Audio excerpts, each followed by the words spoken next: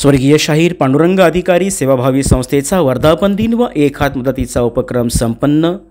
स्वर्गीय शाहीर पांडुरंग अधिकारी सेवाभावी संस्था पेण तर्फतळे संस्थेचा 10वा वर्धापन दिन शुक्रवार दिनांक 3 मे रोजी पेण तर्फतळे येथे उत्साहात संपन्न झाला। संस्थेच्या वतीने प्रतिवर्षी सामाजिक, शैक्षणिक, सांस्कृतिक अशा स्वरूपाचे विविध उपक्रम राबविले जातात।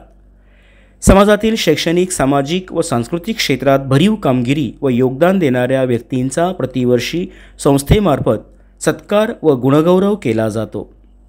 संस्थेचे हे 10वे वर्ष असून संस्थेच्या वतीने आरोग्य शिबिर, नेत्रचिकित्सा शिबिर, जिल्हास्तरीय नृत्य स्पर्धा आयोजित केल्या जातात। संस्थेच्या वर्धापन दिनानिमित्ताने यावर्षी एक हात मदतीचा उपक्रम राबविण्यात आला। या उपक्रमांतर्गत समाजातील रुग्ण व गरजू व्यक्तींना आर्थिक स्वरूपाची रोख रक्कम देण्यात आली। या कार्यक्रमात शाहीर भागोजी पोटले यांनी गुरुवंदना सादर करून कार्यक्रमाची सुरुवात केली।